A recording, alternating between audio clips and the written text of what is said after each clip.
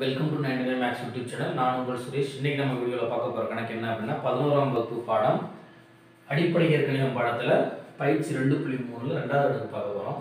என்ன கொடுத்துருக்காங்க அப்படின்னா 23x லெஸ் தென் 100 தீர்வை x belongs to natural numbers இயல்களை பொறுத்து இதனுடைய தீர்வு என்னவா இருக்கும். x belongs to z integers இந்த முழுக்களை பொறுத்து இதனுடைய தீர்வு என்னவாக இருக்கும் அப்படின்னு சொல்லி அவங்க கேட்டிருக்காங்க. சரிங்களா? ரைட். இப்போ பாருங்க 23x less than 100 ஸோ அப்போ x less than என்னவா இருக்கும் 100/23 சொல்லி கிடைக்குது. ஸோ இது அடிச்சு போட்டால் உங்களுக்கு என்னப்பா வரும், இங்கே 1 டைம்ஸ், இங்கே நம்மளுக்கு 4 டைம்ஸ் வராது,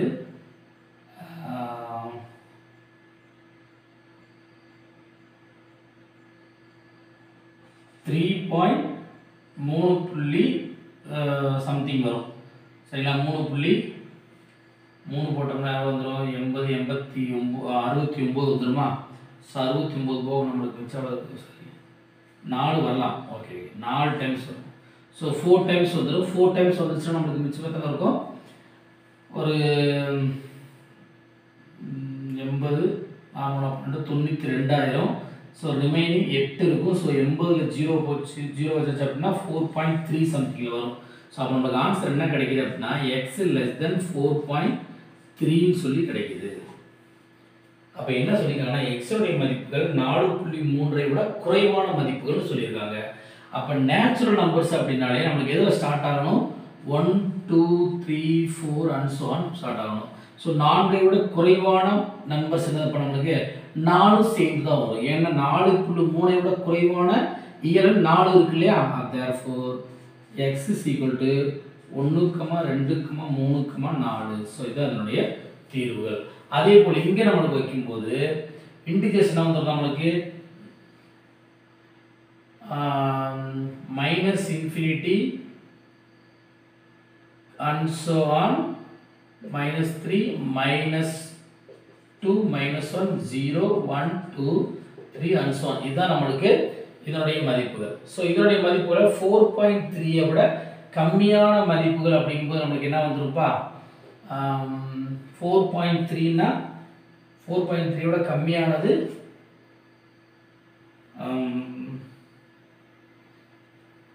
4 -∞ to எது வரைக்கும் வரும் நம்மளுக்கு -3, -2, -1, 0, 1, 2, 3, 4. ஸோ இது வரைக்கும் நம்மளுக்கு எல்லாமே ஆன்சராக தான் நம்மளுக்கு இதுக்கு வரும். சரிங்களா? -∞ இந்த 4 நம்பர் வரைக்கும். அதாவது எப்படி எழுதணும் அப்படின்னா x belongs to -∞ to and so on 1 2 3 4. So இது எல்லாமே என்னுடைய தீர்வுகள். ஸோ இதுக்கு x belongs to 1 2 3 4 இது எல்லாமே இதனுடைய தீர்வுகள். ஓகேங்களா? Right.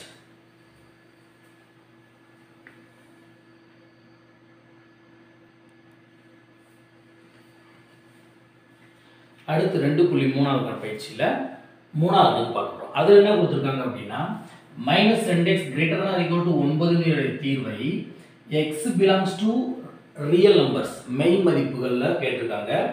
x belongs to natural numbers இயல்களில் கேட்டிருக்காங்க. ஸோ அப்போ இதை வந்து சால்வ் பண்ணுங்க. -2x greater than or equal to 9 minus அங்கிட்டு போகும்போது என்ன மாறும் சொல்லியிருக்கோம் நம்ம, greater than less than change ஆகுமா. ஸோ அப்போ 2x less than or equal to -9. So x less than or equal to -9/2. So அப்போ x less than or equal to -4.5 சொல்லி கிடைக்கும். ஓகேங்களா? ஆன்சர் உங்களுக்கு என்ன கிடைக்குது, -4.5 விட கம்மியான மதிப்புகள். ஓகேங்களா? -4.5 விட கம்மியான மதிப்புகள். ஸோ இந்த ரியல் நம்பர்ஸ்க்கு நம்மளுக்கு என்ன மதிப்புகள் கிடையாது, 4.5 விட கம்மியான மதிப்புகள் அப்படிங்கும்போது எதுலேருந்து வந்துடும் நம்மளுக்கு, முழுக்கள் தானே, இண்டிஜர். சார் நம்மளுக்கு எது கொடுத்துருக்காங்க, ரியல் நம்பர்ஸ். ஃபர்ஸ்ட் வந்து ரியல் நம்பர்ஸ் தான் கொடுத்துருக்காங்க. ஸோ அப்போ ரியல் நம்பர்ஸ் அப்படிங்கும்போது நம்மளுக்கு என்ன வந்துருப்பா,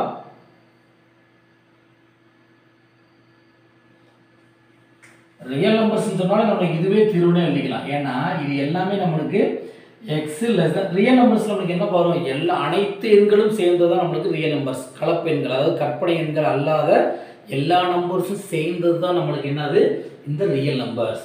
அப்ப இதனுடைய தீர்வுகள் வந்து ரியல் நம்பர்ஸ்க்கு இதுதான் ஆன்சர். -4.5 க்கு ஈக்குவலா இருக்கலாம், -4.5 விட கம்மியா இருக்கிற அனைத்து இயல் எண்களுமே அனைத்து மெய்யெண்களுமே என்னது இதுக்கு தீர்வுகள். ஓகே, செகண்ட் சம் என்ன கொடுத்திருக்காங்க அப்படின்னா x belongs to integers னு கொடுத்திருக்காங்க. சோ இன்டிஜர்ஸ்ல நமக்கு என்ன வரும், -infinity and so on, -2 -1 0 1 2 and so on plus infinity வரைக்கும் வரும்னு சொல்லிருக்காங்க. இதான் நமக்கு இன்டிஜர்ஸ். சோ இன்டிஜர்ஸ்ல நமக்கு -4.5 இங்க இருக்குமா, சோ இதுல -4 இருக்கும். -4 விட கம்மியான மதிப்புகள் அப்படிங்கும்போது -4 விட கம்மியான மதிப்பு என்ன பண்ண நமக்கு -5. அப்ப இங்க என்ன வந்து நமக்கு x belongs to -infinity and so on -7 -6 -5 வரைக்கும் நமக்கு தீர்வுகள் கிடைக்கும். ரைட். அடுத்து மூணாவது என்ன கொடுத்திருக்காங்க, x belongs to natural numbers. natural numbersனா -5.5. So -5 4.5 விட கம்மியான அனைத்து மதிப்புகளுமே மைனஸ் மதிப்புகளை கொண்டது. ஆனா நேச்சுரல் நம்பர்ஸ் நமக்கு எதுல ஸ்டார்ட் ஆகும், 1 2 3ல தான் ஸ்டார்ட் ஆகும். சோ அப்ப இதுக்கு என்ன கிடையாது, தீர்வுகள் கிடையாது. சரிங்களா? அப்ப இதனுடைய கணம் x வந்து இதுக்கு என்ன நமக்கு வெற்று கணம். சரியா? இதுதான் இதனுடைய தீர்வு. ஓகேங்களா?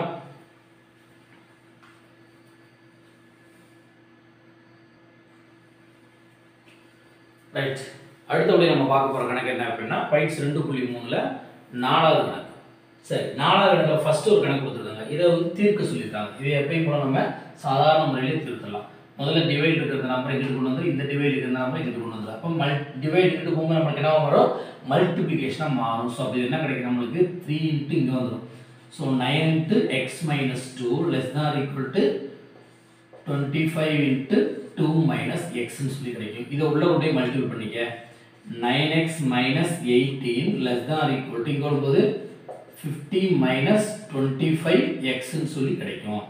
ஸோ அப்போ அந்த 25x எங்கிட்டு கொண்டு வந்துரு, இந்த மைனஸ் 18 அங்கிட்டு கொண்டு போயிடும். அப்போ என்ன கிடைக்கும், 9x இது இங்கிட்டு வந்துச்சுன்னா plus 25x less than or equal to 50, இந்த மைனஸ் 8 அங்கிட்டு வந்துச்சுன்னா ப்ளஸ் 18. அப்போ இது ரெண்டையும் ஆட் பண்ணோம்னா 34x less than or equal to 68. So x less than or equal to 68/34. இது 1 டைம், இது 2 டைம். ஸோ அப்போ என்ன வரும், x less than or equal to 2. இதுதான் இதனுடைய தீர்வு. சரிங்களா? ரைட்.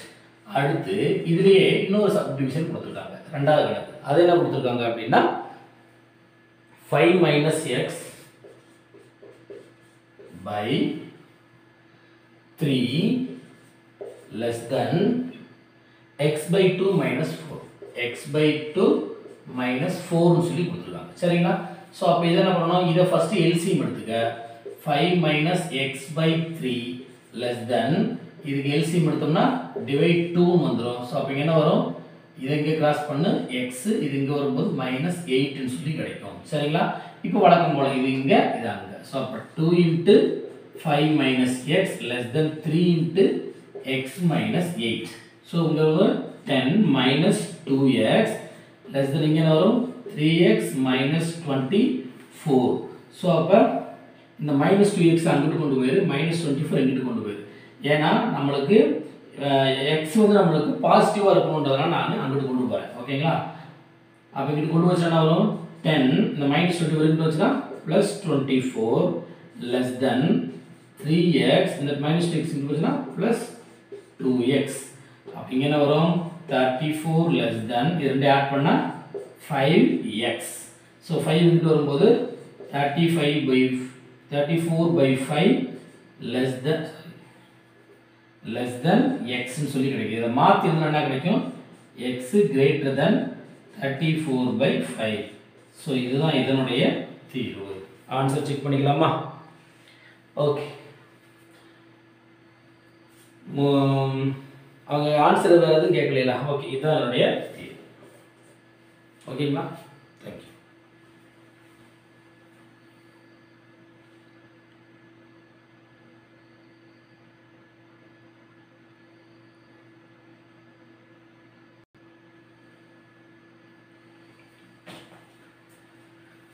ஓகே ஸ்டூடெண்ட்ஸ், அடுத்தபடியாக நம்ம பார்க்க போகிற கணக்கு என்ன அப்படின்னா பயிற்சி 2.3ல் 5வது கணக்கு பார்க்க போகிறோம். 5வது கணக்கு என்ன கொடுத்துருக்காங்க அப்படின்னா, ஒரு மாணவர் ஓகே என்ன கொடுத்துருக்காங்க, ஒவ்வொன்றும் 100 மதிப்பெண் கொண்ட 5 பாடங்கள். ஓகேவா, நம்ம ஒரு ஸ்கூலில் எடுக்கிற பாடங்கள் மாதிரியே ஒரு 5 பாடம், Tamil, English, maths, science, social வச்சுக்கோங்க. 5 பாடங்களில் மதிப்பெண்களுடைய சராசரி. ஸோ 5 பாடங்களுடைய மதிப்பெண் சராசரி என்ன சொல்லியிருக்காங்க அப்படின்னா 90 அல்லது அதற்கு மேலும் இருந்தால், அப்போ 90 ஈக்குவல் டு 90 இருந்துச்சுன்னா அதற்கு மேலே greater than. So greater than அது ஈக்குவல் டு 90 இருந்துச்சுன்னா கிரேட் வந்து என்ன கொடுக்குறாங்க, தரம் ஏன்னு சொல்லி கொடுக்குறாங்க.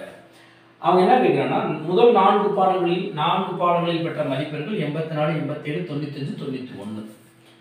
என்ன அப்போ 5வது பாடத்தில் எவ்வளவு மார்க் வாங்கியிருந்தா சராசரி 90 அதற்கு மேலும் வர்றதுக்கு வாய்ப்பு இருக்கு அப்படின்னு கேட்டிருக்காங்க. சிம்பிள், 5 பாடங்களின் சராசரி தான் நம்மளுக்கு 90 கிரேட்டர் than equal to 90 கொடுத்துருக்காங்க இல்லையா.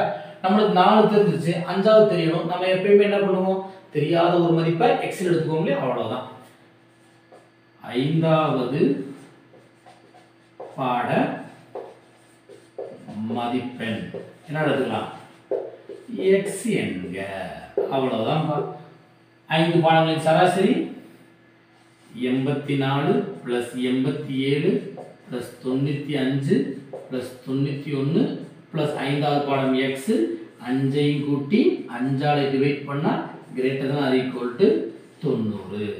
ஸோ இதெல்லாம் ஆட் பண்ணுவோமா, என்ன வருது, 4, 11, 16, 17க்கு 7 மிச்சம் 1, 10, 19, 27, 35. So 357 + x by 5 greater than or equal to 90. So இந்த 5 அங்கிட்டு போச்சு, என்ன வந்து நம்மளுக்கு 357 + x greater than or equal to 95 450 சொல்லி கிடைக்கும். ஸோ இந்த 357 அங்கிட்டு போச்சுன்னா x greater than or equal to 450 minus 357. So அப்போ x greater than or equal to 450 357 போச்சுன்னா எவ்வளோப்பா, 10ல் 7 போச்சுன்னா 3, 14 5 போச்சுன்னா 9.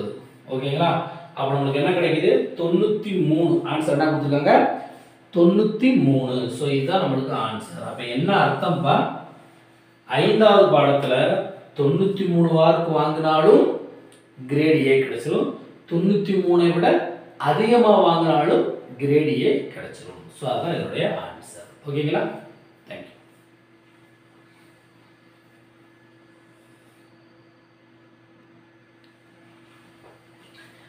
அடுத்த கணக்கு பாருங்க, 6வது கணக்கு. ஒரு உற்பத்தியாளர் 12 விழுக்காடு அமிலம் கொண்ட 600 லிட்டர் கரைசல் வைத்திருக்கிறார். எவ்வளவு, 12% அமிலம் கொண்ட 600 லிட்டர் கரைசல். ஸோ 12% கொண்ட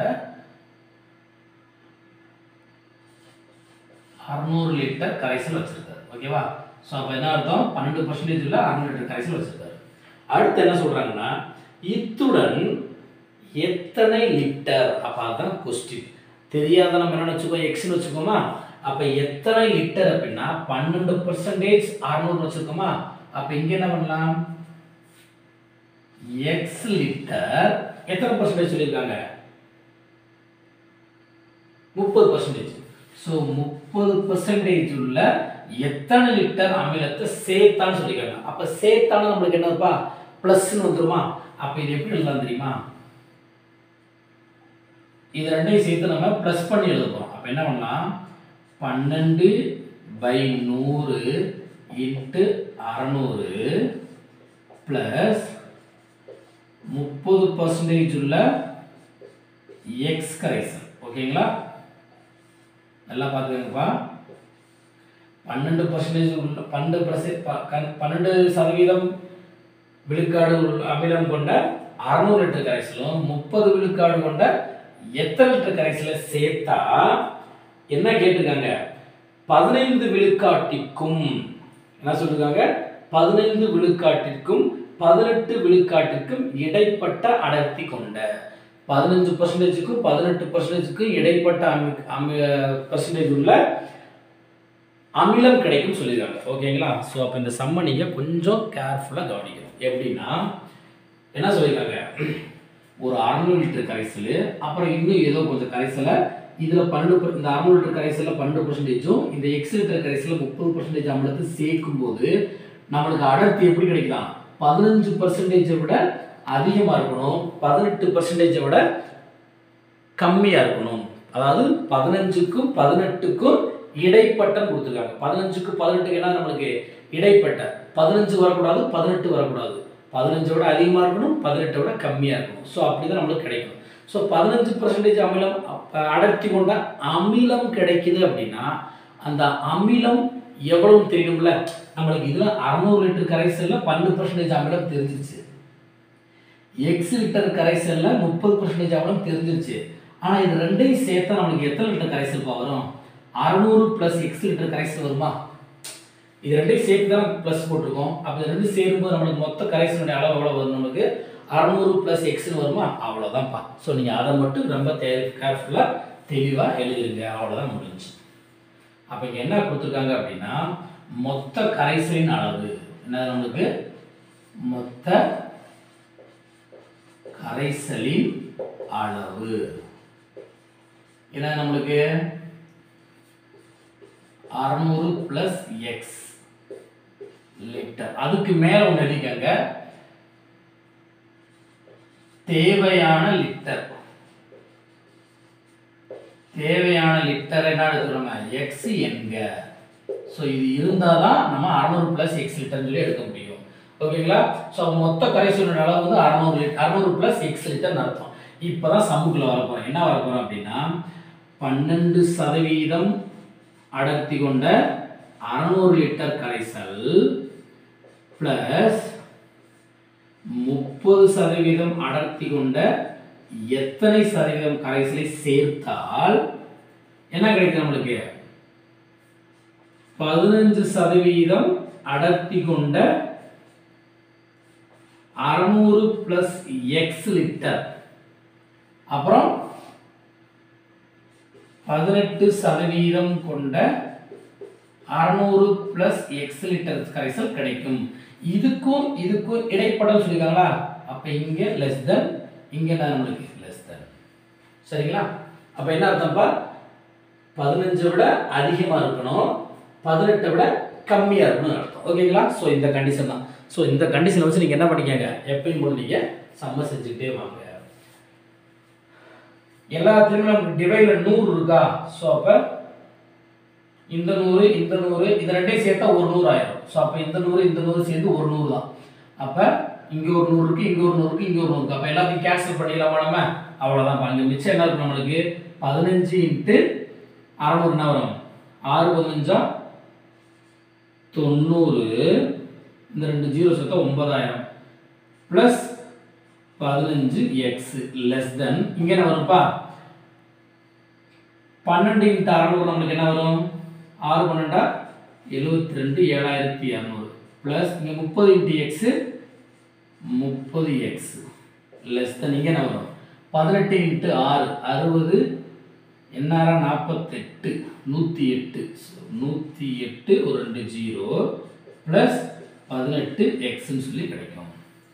ஓகேங்களா. சோ இந்த 7200 இங்கிட்டு கொண்டு வந்து இந்த 7200 அங்கிட்டு கொண்டு போய், அப்ப என்ன கிடைக்கும், 9000 minus 7200 plus 15x less than என்ன கிடைக்குது 30x less than, இங்க 10800 மைனஸ் 7200 பிளஸ் 18x. நான் தனித்தனியாக செய்யலப்பா, ஆக்சுவலாக இது ரெண்டையும் நீங்கள் தனியாக எடுத்து ஒரு கணக்கு செய்யணும், இது ரெண்டையும் தனியாக எடுத்து ஒரு கணக்கு செய்யணும். அது ரொம்ப பெருசாக வருதுனால நான் ஒரே ஸ்டெப்பில் எல்லாத்தையும் எழுதி போகிறேன். சரிங்களா, பார்த்துக்கங்க. இந்த சிம்பிள்ஸ்லாம் முக்கியம். இந்த 7500 இங்கிட்டு கொண்டு வரணும், இந்த 7500 அங்கிட்டு கொண்டு போகணும். சரிங்களா. அடுத்து இந்த 9000த்தில் 7200 போச்சு, நம்மளுக்கு எவ்வளோ வரும் 1800 plus 15x less than 30x less than, இங்கே நம்ம 10800ல் 7200 போச்சுன்னா 3600 பிளஸ் 18xன்னு சொல்லி கிடைக்கும். சரிங்களா. ஸோ இதுக்கப்புறம் வேற எப்படி சிம்பிளிஃபை பண்ணலாம், இப்போ இதுக்கப்புறம் இதை ரெண்டா பிரிச்சுக்கங்க சரிங்களா. இதுக்கப்புறம் என்ன பண்ணிக்கலாம், நம்ம இதை ரெண்டா பிரிச்சுக்கலாம்.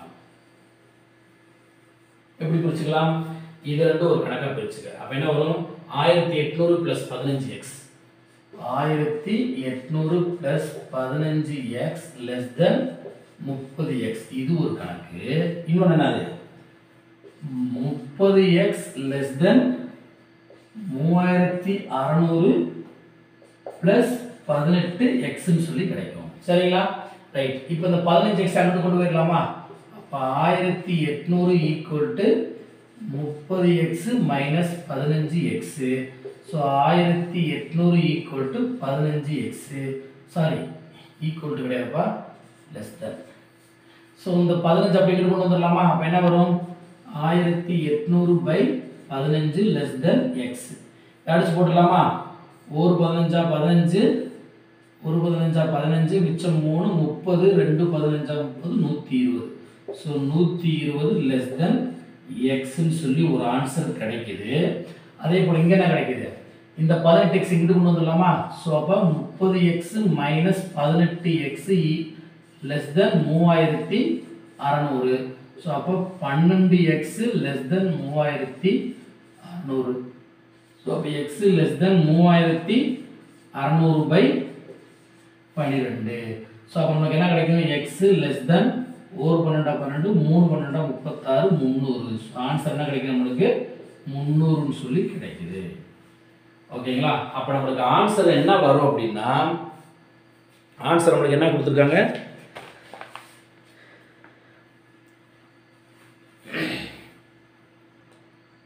என்ன கேட்டிருக்காங்க அவங்க, எத்தனை லிட்டர் கரைசலை சேர்த்தா 15க்கும் 15க்கும் 18க்கு இடைப்பட்ட அடுத்த அமில கரைசல் கிடைக்குன்னு சொல்லியிருக்காங்களா. அப்போ என்ன ஆன்சர் எழுதணும், 100x இந்த மாதிரி இல்லைங்க, 120 < x < 300. இதுதான் 120 விட அதிகமான அளவாக இருந்தாலும் சரி, 300 விட கம்மியான லிட்டர் கரைசலாக இருந்தாலும் சரி, இதில் எது வந்தாலும் நம்மளுக்கு என்ன கிடைக்கும்,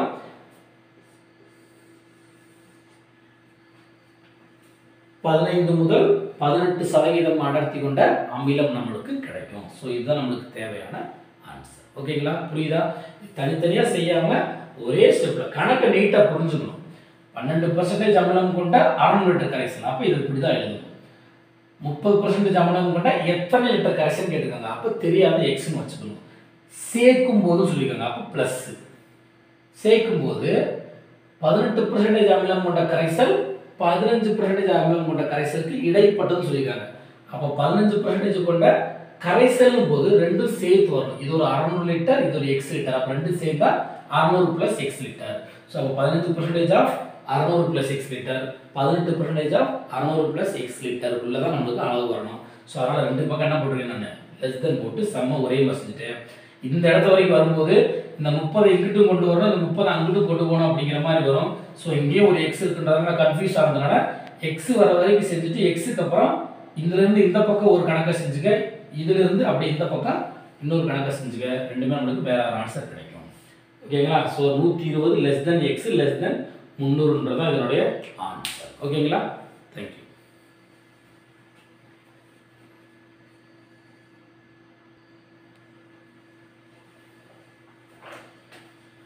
ஓகே ஸ்டூடெண்ட்ஸ், அடுத்தபடியாக நம்ம பார்க்க போகிற கணக்கு என்னன்னா ஏழாவது கணக்கு என்ன கொடுத்துருக்கோன்னா 10ஐ விட பெரிய அடுத்தடுத்த ஒற்றைப்படை இயல் எண்கள், அடுத்தடுத்த 2 ஒற்றைப்படை இயல் எண்கள் சொல்லியிருக்காங்க.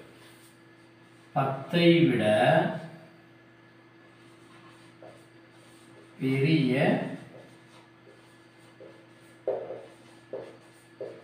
ஒற்றைப்படை இயல் எண் x என்க. அடுத்தடுத்த இயல் கொடுத்துருக்காங்களா. அப்ப x வந்து greater than 10. இதுக்கு அடுத்த ஒற்றைப்படைனா ஒரு 2 ஆட் பண்ணணுமா. அப்ப x plus 2 greater than 10. இங்க நம்மளுக்கு x greater than 10 கிடைக்குது. இங்க x இந்த 2 அங்கிட்டு போச்சுன்னா -2 மாறும். ஸோ x greater than 8 சொல்லி கிடைக்குது. ஸோ இது ஒரு ஆன்சர். இது ஒரு ஆன்சர். இப்போதைக்கு அடுத்தடுத்த ரெண்டு இயலெண்கள் வச்சதுனால ஒன்று வந்து நம்மளுக்கு 10 விட அதிகமாக இருக்கு, இன்னொன்று வந்து என்னது 8 விட அதிகமாக இருக்குன்னு கொடுத்துருக்காங்க. நம்மளுக்கு என்ன கொடுத்துருக்காங்க, 10 விட அதிகமாக இருக்கணும் தான் கொடுத்துருக்காங்க. ஓகேங்களா? ஸோ அப்போ 10 விட அதிகமாக இருக்கணும், எந்த நம்பர் வரைக்கும் தெரியாது. ஸோ அப்போ என்ன கண்டுபிடிக்கணும்னா அடுத்த கண்டிஷன் என்ன கொடுத்துருக்காங்க, அடுத்தடுத்த இரண்டு ஒற்றைப்படை இயலெண்களின் கூடுதல் 40ஐ விட குறைவுன்னு சொல்லியிருக்காங்க. இதுவும் தான் அடுத்தடுத்த ஒற்றைப்படை இயலெண்கள். ஸோ அப்போ ரெண்டையும் கணக்கின்படி என்ன வந்துடும், கணக்கின்படி எக்ஸையும் எக்ஸ் பிளஸ் 2ஐயும் ஆட் பண்ண சொல்லியிருக்காங்க லெஸ் தென் 40, 40ஐ விட குறைவாக இருக்க வேண்டும் சொல்லியிருக்காங்க. அவ்வளோதான். அப்போ என்ன வரும், 2x plus 2 less than 40. இந்த 2 அங்கிட்டு போச்சுன்னா 2x less than 40 minus 2. So அப்போ 2x less than 38. So அப்போ x less than 38 by 2.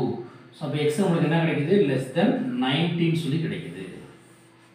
அப்போ என்ன சொல்லியிருக்காங்க, x 10 விட பெருசா இருக்கணும்னு ஆரம்பத்தில் கொடுத்துட்டாங்க. 10 விட பெருசா இருக்கணும், 19 விட கம்மியா இருக்கும்னு சொல்லியிருக்காங்க. அப்ப அடுத்தடுத்த அந்த இயலெண்கள் என்னன்னு கேட்டிருக்காங்க, அடுத்தடுத்த 40 விட கம்மியா இருக்கணும். அந்த அடுத்தடுத்த ரெண்டு இயலெண்களை ஆட் பண்ணா நமக்கு என்ன கிடைக்கணும், 40 விட கம்மியா இருக்கணும். ஸோ 10 விட பெரிய ஒற்றைப்படை இயலெண் என்ன நம்மளுக்கு 11, 13. ஸோ இது ரெண்டையும் ஆட் பண்ணா நம்மளுக்கு 40க்குள்ள. அதுக்கு அடுத்து 13ஐயும் 15ஐயும் கூட்டம் நமக்கு என்ன கிடைக்கும், 40க்குள்ள தான் கிடைக்கும். அதே போல 15ஐயும் 17ஐயும் கூட நமக்கு தான் கிடைக்கும், 40க்கு உள்ளதான் கிடைக்கும். 17 19 போடும்போது 19 விட கம்மியாக தான் இருக்குன்னு சொல்லிட்டாங்க. 19 விட கம்மியாக தான் இருக்கணும். அப்போ 19 விட கம்மியாக இருக்குன்னா 17, 19 போடக்கூடாதா சார்? எல்லாம் தெரிஞ்சுக்காங்க, எக்ஸ் தான் 19 விட கம்மியாக இருக்குன்னு சொல்லியிருக்காங்க.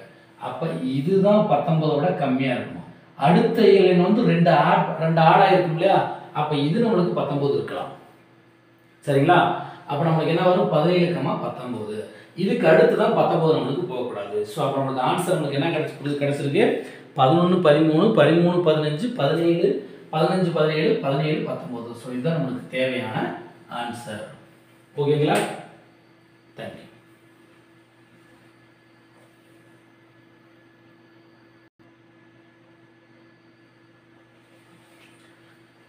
ஓகே ஸ்டூடெண்ட்ஸ், அடுத்தபடியாக பயிற்சி 2.3ல 8வது கணக்கு பார்க்கலாம். 8வது கணக்கு என்ன கொடுத்துருக்காங்கன்னா, ஒரு ஏவுகணை ஏவப்படுகிறது.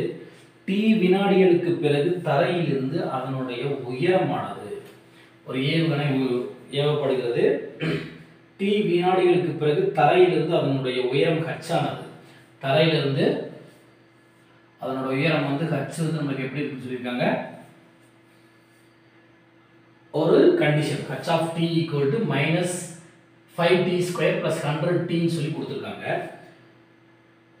அதில் t ஓட கண்டிஷன் என்ன கொடுத்துருக்காங்க, 0 less than or equal to t less than or equal to 20 சொல்லி அவங்களே ஒரு கண்டிஷன் கொடுத்துருக்காங்க. t ஓட அளவு ஏவுகணை எந்த நேரத்தில் 490 இப்படி போயிட்டே இருக்கும்போது எந்த டைமிங்கில் இதனுடைய உயரம் வந்து 495 போய் 5ல் இருக்கும் அப்படின்றதான் அவங்களோட கொஸ்டின். ஓகேங்களா? ரைட். அப்போ என்னப்பா ஸ்டார்டிங்கில் நம்மளுக்கு என்னப்பா கிடைக்குது, 0 விட அதிகமாக இருக்கணும், 495 விட கம்மியாக இருக்கணும். 495 உயரத்தை அடையும் தான் கொடுத்துருக்காங்க. சரிங்களா? ஸோ அப்போ 495 உயரத்துக்கு போகணும். அப்போ 0 less than h of t less than 495. இதுதான் கண்டிஷன். ஓகேங்களா? புரியுதுலப்பா? அதோட கண்டிஷன் வந்து ஸ்டார்டிங்லேருந்து 495 அடி உயரத்துக்கு போகணும். எந்த நேரத்தில் 495 அடி உயரத்தை அடையும்னு சொல்லி கொடுத்துருக்காங்க. அப்போ less than 495. அப்போ இந்த இடத்துல h of t நம்மளுக்கு என்னது, 0 less than minus 5t square plus 100t less than 495. இப்போ இந்த பக்கம் ஒரு நம்பர் இருந்துச்சுன்னா இந்த சைடு கொண்டு போகலாம், இல்லாட்டி இந்த சைடு கொண்டு வரலாம். பட் இதில் t ஸ்கொயர் டீன்னு இருக்கிறதுனால இந்த நம்பரை எங்கிட்ட கொண்டு வந்துருங்க. அப்போ என்ன வரும், minus 5t square plus 100t minus 495 less than 0. இங்கிட்டு 0 less than. ஸோ இங்கிட்டு less than 0, இங்கிட்டு less than 0. அப்போ என்ன அர்த்தம்ப்பா, equal to 0ன்னு அர்த்தம். அப்போ minus 5t square plus 100t minus 495 equal to 0. So நம்மளுக்கு எல்லாத்தையும் -5 ஆல் டிவைட் பண்ணிக்க. -5 ஆல் டிவைட் பண்ணிக்க. அப்போ என்ன கிடைக்கும்? இங்கே ஒரு -5, இங்கே ஒரு -5, இங்கே ஒரு -5. ஸோ இங்கே என்ன வரும்? t ஸ்கொயர், இங்கே நம்மளுக்கு -20t minus into minus plus 5 all வச்சோம்னா என்ன வந்துருப்பா?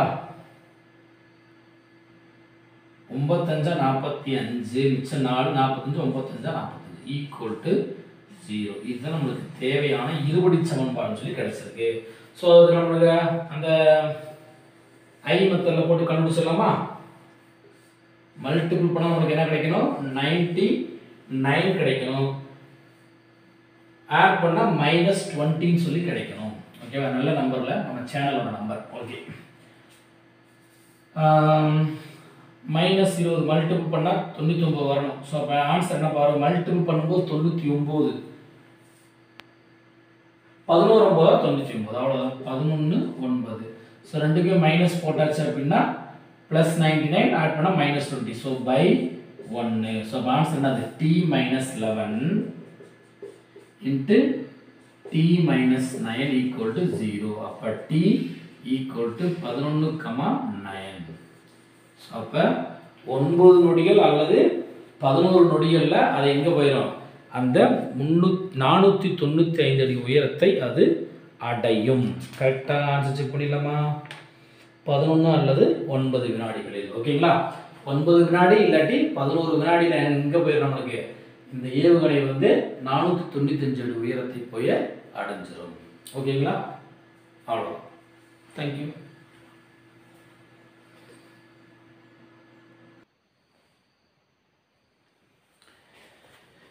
ஓகே, அடுத்தபடியாக தண்ணீர் குழாய் சரி செய்பவருக்கு 9வது கணக்கு. அடுத்தபடியாக பார்க்க போதானது 9வது கணக்கு. என்ன கொடுத்துருக்காங்கன்னா, தண்ணீர் குழாய் சரி செய்பவருக்கு பின்வரும் முறைகளில் கூலி கொடுக்கப்படுகிறது. முதல் முறையில் 500. ஓகேங்களா? முதல் முறையில் வந்து 500 ரூபாயும் அதோடு சேர்த்து ஒரு மணி நேரத்துக்கு 70 ரூபாயும் சார்ஜ் கொடுக்குறாங்க. ரெண்டாவது மெத்தடில் ஒரு மணி நேரத்துக்கு 120 ரூபா அப்படின்றது மட்டும் சொல்லி சம்பளம் கொடுக்குறாங்க. ஒருவர் எக்ஸ் மணி நேரம் வேலை செய்கிறார் எனில், அப்ப வேலை செய்த நேரம்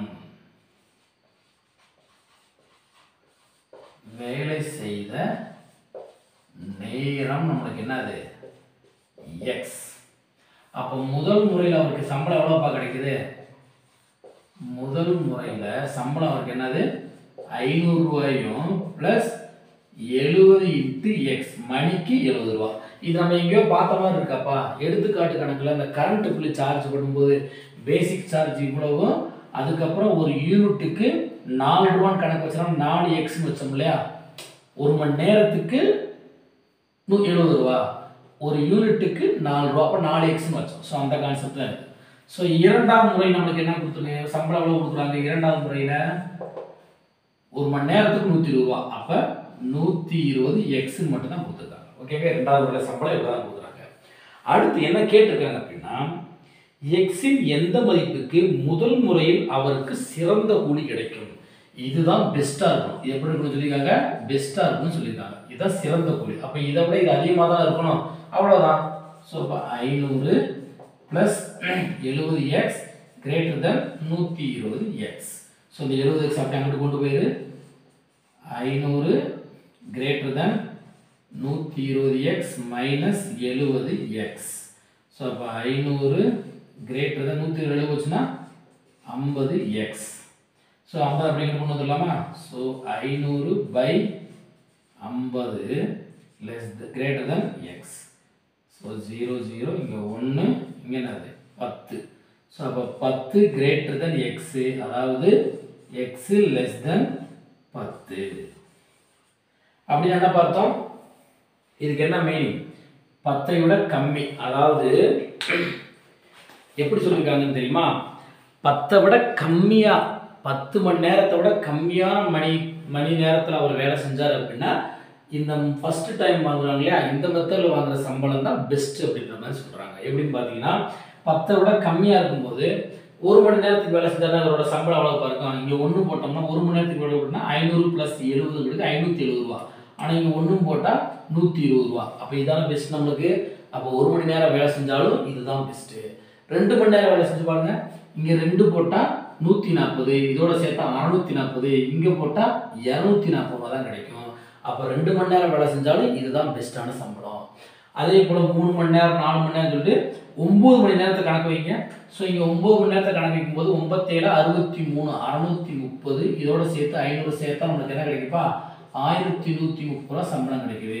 ஆனால் இங்கே 9 மணி நேரத்துக்கு கணக்கு வச்சுக்கினா 9 12 72, ஸோ 720 ரூபா தான் நம்மளுக்கு சம்பளம் கிடைக்கும் 9 மணி நேரத்துக்கு. ஓகேங்களா? இது ஃபர்ஸ்ட், இது செகண்ட். அதுவே நம்மளுக்கு 10 மணி நேரம் கணக்கு வைக்கும்போது இங்கே 10 மணி நேரம் கணக்குனா 10 × 770 700, அப்போ 1200 ரூபா சம்பளம் கிடைக்கும். இங்கே 10 மணி நேரம் கணக்கு வச்சிங்கன்னா இதுவும் 1200 ரூபா சம்பளம் வந்துடும். 2 ஈக்குவலாக கிடைக்கும். சரிங்களா? அப்போ என்ன அர்த்தம்? 10 மணி நேரத்துக்கு கம்மியாக அவர் வேலை செஞ்சாரு அப்படின்னா முதல் முறையில் வாங்குற சம்பளம் எப்படி இருக்கும்?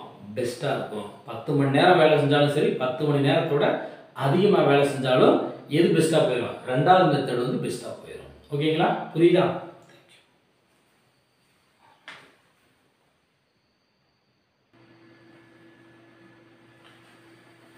ஓகே ஸ்டூடெண்ட்ஸ், அடுத்தபடியாக 2.3ல கடைசி கணக்கு 10வது கணக்கு என்ன கொடுத்துருக்காங்க அப்படின்னா, ஏ மற்றும் பி ஆகியோர் ஒரே மாதிரியான வேலை செய்தாலும், ஓகேங்களா, 2 பேரும் ஒரே மாதிரியான வேலை செய்கிறாங்க.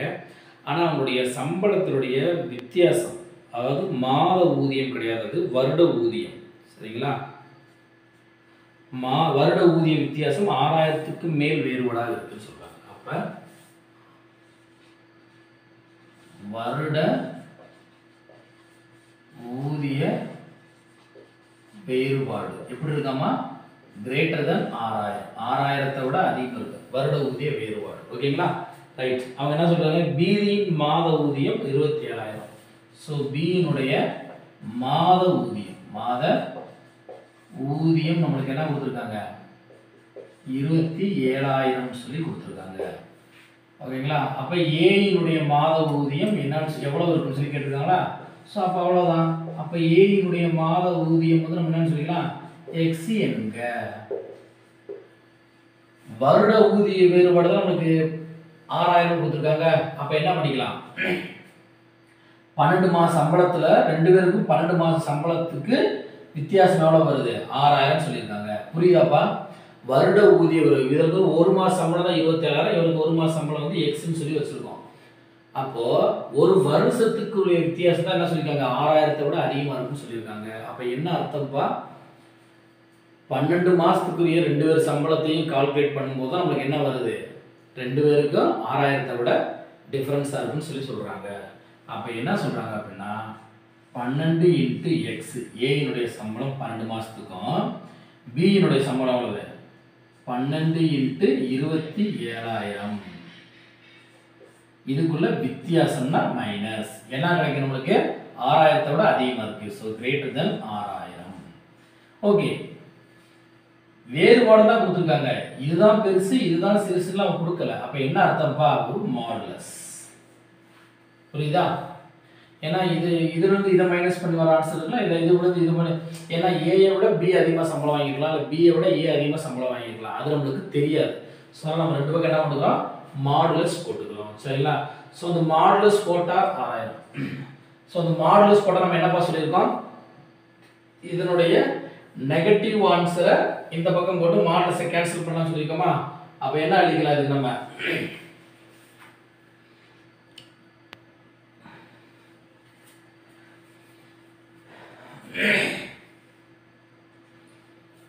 -6000 greater than 12x minus 12 × 27000 greater than 6000.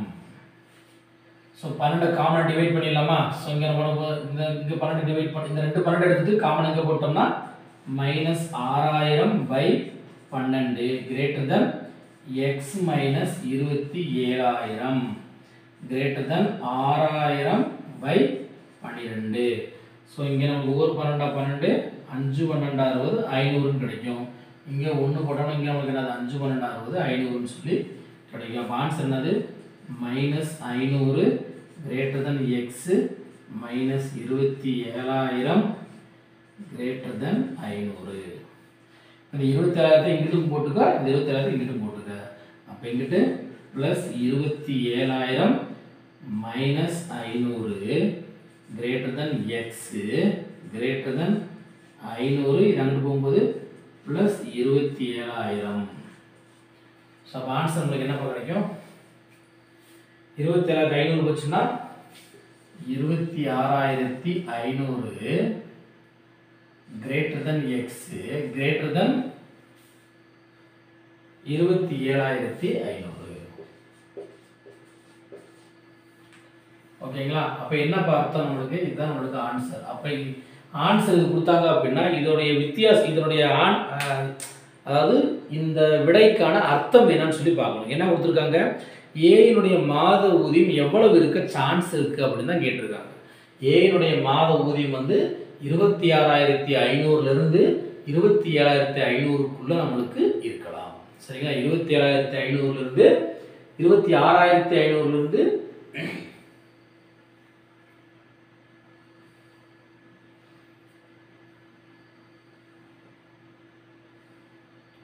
26,500 விட கம்மியாக இருக்கலாம், இல்லை 27,500 விட அதிகமாக இருக்கலாம். இது ஏன் சார் என்ன சார் வித்தியாசமாக இருக்குது? இதில் 26,500 விட கம்மியாக இருக்குன்னு சொல்கிறீங்க. அப்போ 26,500 கம்மியாகும் போது இந்த சம்பளம் குறையும். 27,500 விட அதிகமாக இருக்கும்போது நம்மளுக்கு கூடும். அப்புறம் எப்படி சார் சொல்கிறீங்க அப்படின்னா, ஒன்றும் இல்லை, 26,500 விட கம்மியாக இருந்துச்சு அப்படின்னா பியினுடைய சம்பளம் அதிகமாக இருக்கும். 27,500 விட அதிகமாக இருந்துச்சுன்னா ஏயினுடைய சம்பளம் அதிகமாக இருக்கும். நம்மளுக்கு எந்த சம்பளத்துக்குரிய வித்தியாசம் அதிகம்னு சொல்லி அவங்க கால்குலேட் பண்ணல இல்லையா? ஸோ அதனால் இதுதான் நம்மளுக்கு அதுக்கு தேவையான ஆன்சர். ஓகேங்களா? ஸோ இதோட உங்களுக்கு 2.3 பயிற்சிக்குரிய கணக்குகள் அனைத்து முடிந்தது. ஸோ இது பாஸ் பண்ணி நோட்டில் நீட்டாக எழுதி வச்சுக்கோங்க. இந்த வீடியோ உங்களுக்கு பிடிச்சிருந்துச்சுன்னா மறக்காமல் லைக் பண்ணுங்கள், கமெண்ட் பண்ணுங்கள், ஷேர் பண்ணுங்கள். நம்ம சேனலுக்கு நீங்கள் புதுசாக இருந்தீங்க அப்படின்னா மறக்காமல் இந்த சேனலை சப்ஸ்கிரைப் பண்ணிடுங்க. ஓகேங்களா? ஸோ ஏதாவது தேவையான விஷயங்கள், ஏதாவது குறைகள் இருந்துச்சுன்னா கமெண்டில் சொல்லுங்கள், நான் உங்களுக்கு அதுக்கான நிவர்த்தி பண்ணி வைக்கிறேன். அதை விட ரொம்ப முக்கியம் என்ன அப்படின்னா, அடுத்தடுத்து போர்ஷன்ஸ்லாம் போய்கிட்டே இருக்கலாம். ரெகுலராக நீங்கள் கிளாஸை கவனிங்க. உங்கள் ஃப்ரெண்ட்ஸுகளுக்கும் நம்ம சேனலை பற்றி எடுத்து சொல்லி அவங்ககிட்டையும் நம்ம சேனலுக்கு சப்ஸ்கிரைப் மறக்காமல் பண்ண சொல்லுங்கள். ஓகேங்களா? தேங்க்யூ.